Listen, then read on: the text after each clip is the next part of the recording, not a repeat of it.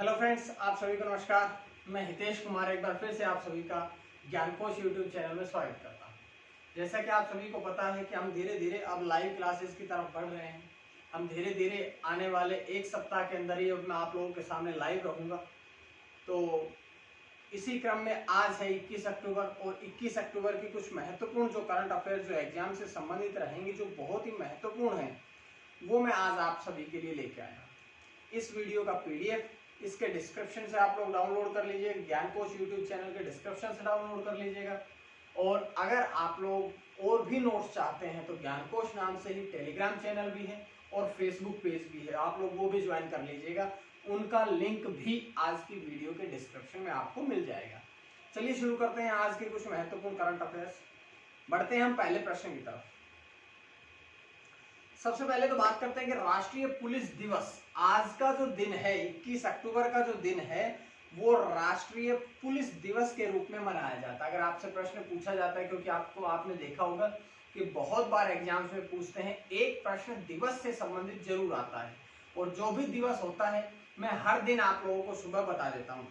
तो आज का जो दिन है ये राष्ट्रीय पुलिस दिवस के रूप में मनाया जाता है। अगर हम बात करें कि इसकी शुरुआत या ये क्यों मनाया जाता है, किसकी स्मृति में मनाया जाता है, तो इसी दिन 1959 में, यानी कि 21 अक्टूबर 1959 को लद्दाख सीमा पर चीनी सैनिकों ने हमला किया था। और इस चीनी सैनिकों के हमले में हमारे देश के 10 पुलिसकर्मी जो थे वो मारे गए थे, शहीद हो गए थे।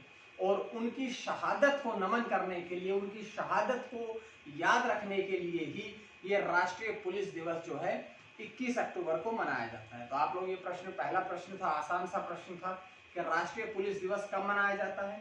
ये आज ही के दिन यानी कि 21 अक्टूबर को राष्ट्रीय पुलिस दिवस मनाया जाता है। उसके बाद बात करते हैं दूसरे प्रश्न की तरफ।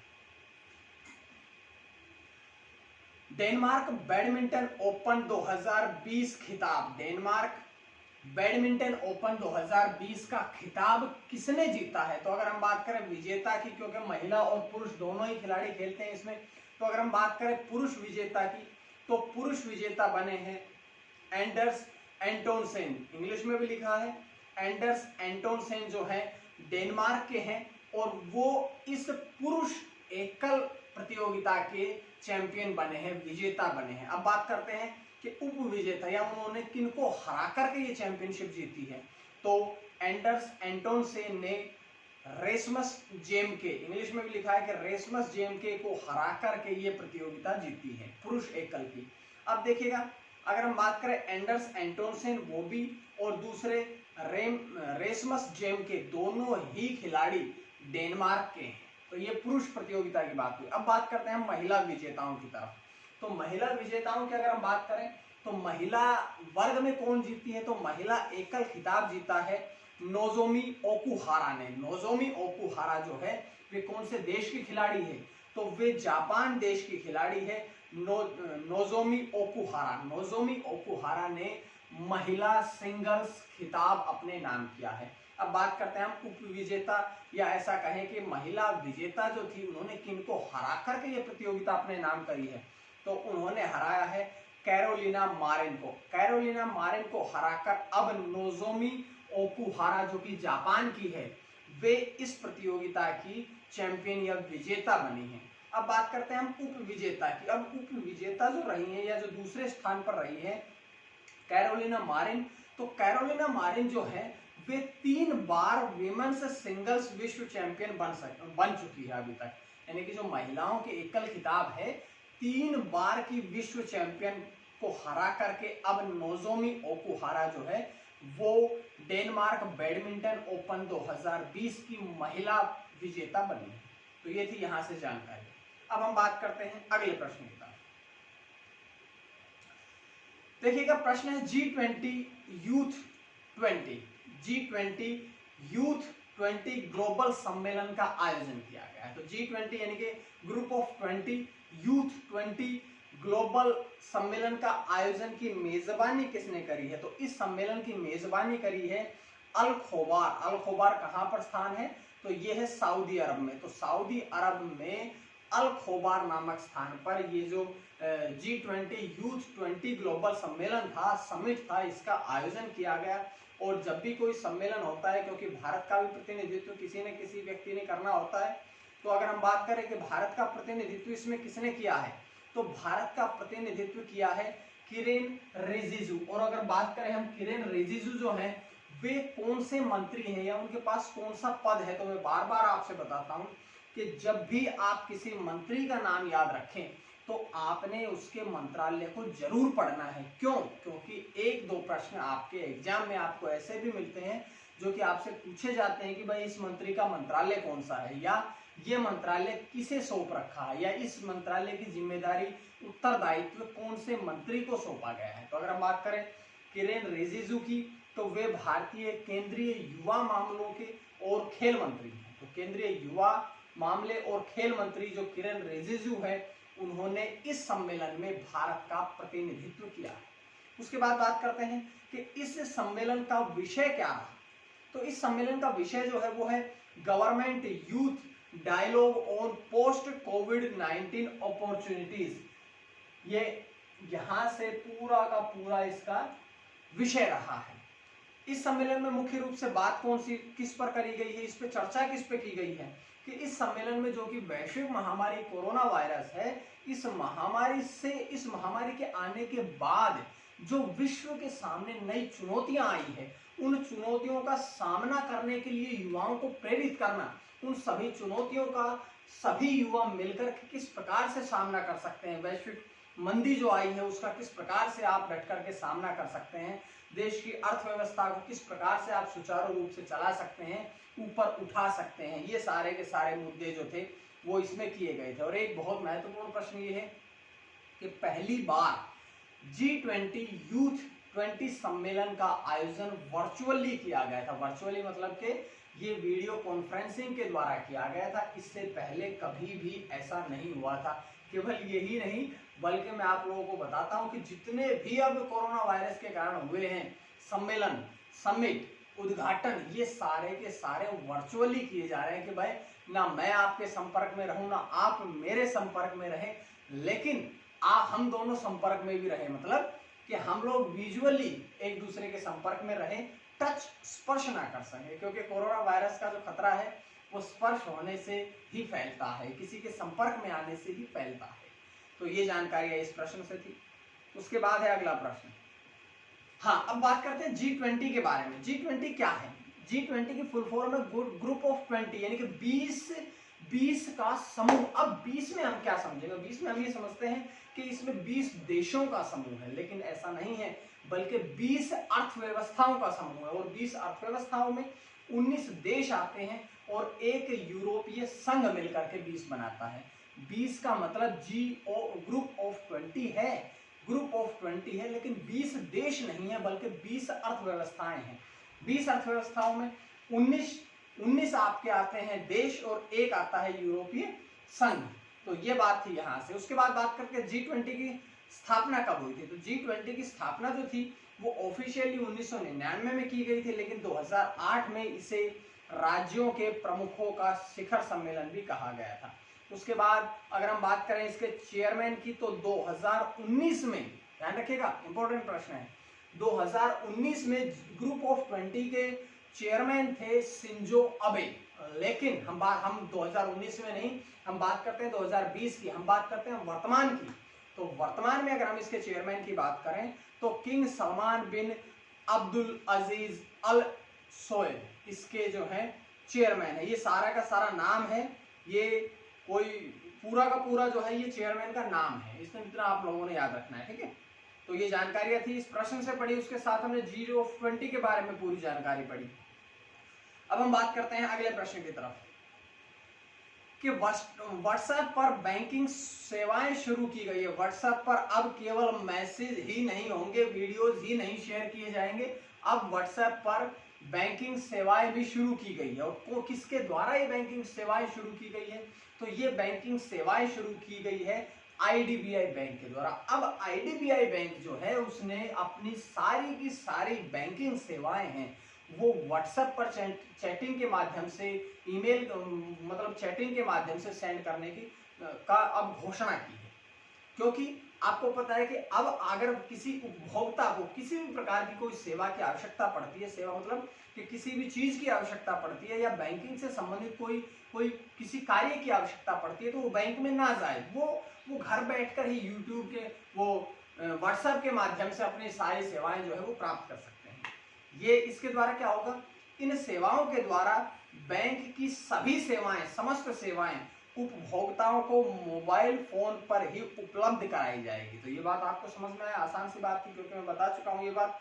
उसके बाद हम बात करते हैं आईडीबीआई बैंक के बारे में। देखो, आईडीबीआई बैंक प्राइवेट बैंक है, लेकिन पहला प्रश्न जो बनता है वो यही बनता है कि भाई आईडीबीआई बैंक जो है इसकी फुल फॉर्म क्या है। तो आईडीबीआई बैंक की फुल फॉर्म की अगर हम बात करें तो industrial development bank of India, industrial development bank of India IDBI की फुल फॉर्म है। बात करते हैं आईडीबीआई की स्थापना की। तो आईडीबीआई की स्थापना हुई थी 1 जुलाई 1964 में। 1 जुलाई 1964 में आईडीबीआई की स्थापना की गई थी। इसका जो मुख्यालय है वो मुंबई में है। मुंबई कहाँ है, महाराष्ट्र में है। वर्तमान में अगर हम बात करें इसके अध्यक्ष की, तो आईडीबीआई के अध्यक्ष है एमआर कुमार, और एमडी और सीईओ यानी कि मैनेजिंग डायरेक्टर और सीईओ मुख्य कार्यकारी अधिकारी कौन है, वे हैं राकेश शर्मा। मैं बार बार आप सभी से बताता हूं कि जब भी आप किसी करंट अफेयर को पढ़ें तो आप उस करंट अफेयर से संबंधित जीएस या उसके आसपास के प्रश्नों को जरूर कवर करें। क्यों? क्योंकि एग्जाम में भाई यहीं से तो पूछे जाते हैं, बहुत ज्यादा प्रश्न बन जाते हैं इस प्रकार से। और अगर आप उसके आसपास के सभी प्रश्नों को कवर कर लेंगे तो फिर बहुत आसान रहेगा आपके लिए कि आप एग्जाम में अच्छा परफॉर्म कर पाएंगे। अगला प्रश्न,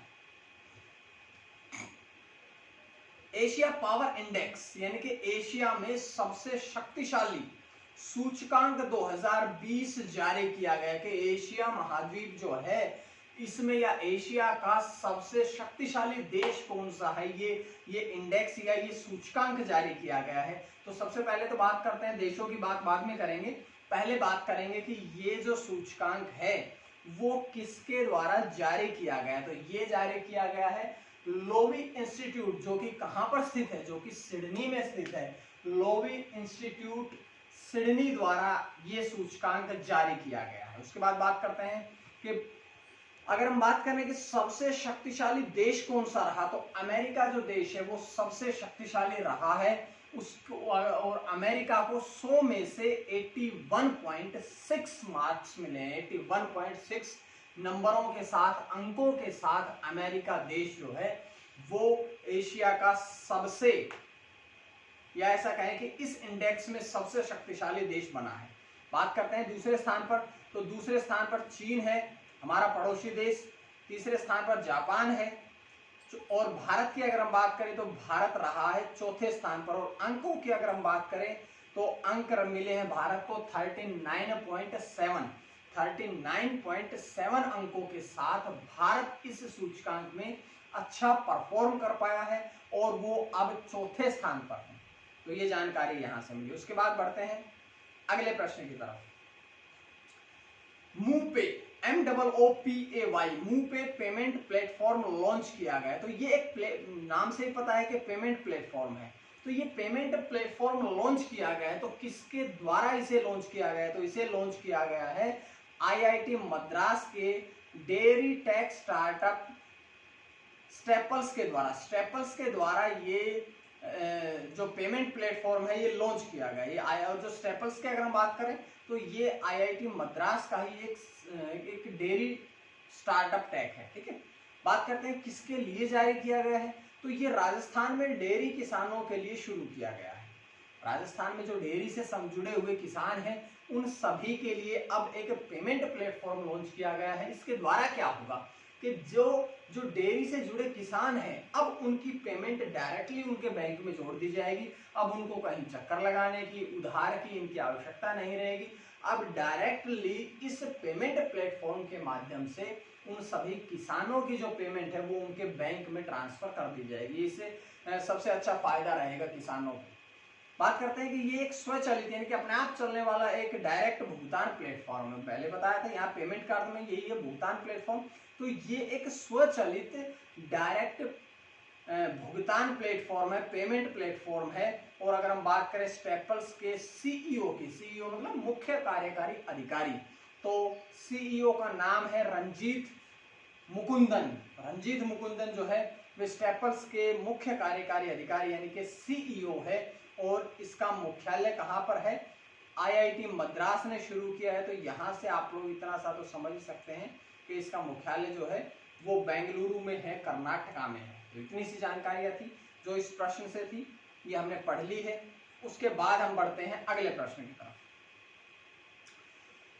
आयुष्मान सहकार एक नई योजना का शुभारंभ किया गया है जिसका नाम है आयुष्मान सहकार। आयुष्मान सहकार नामक योजना का शुभारंभ किसके द्वारा किया गया है? तो इस योजना का जो शुभारंभ है वो नरेंद्र सिंह तोमर के द्वारा किया गया। मैं बार बार आप सभी से बताता हूं कि जब भी किसी मंत्री का नाम याद आता है तो आपने उसके मंत्रालय को जरूर पढ़ना है।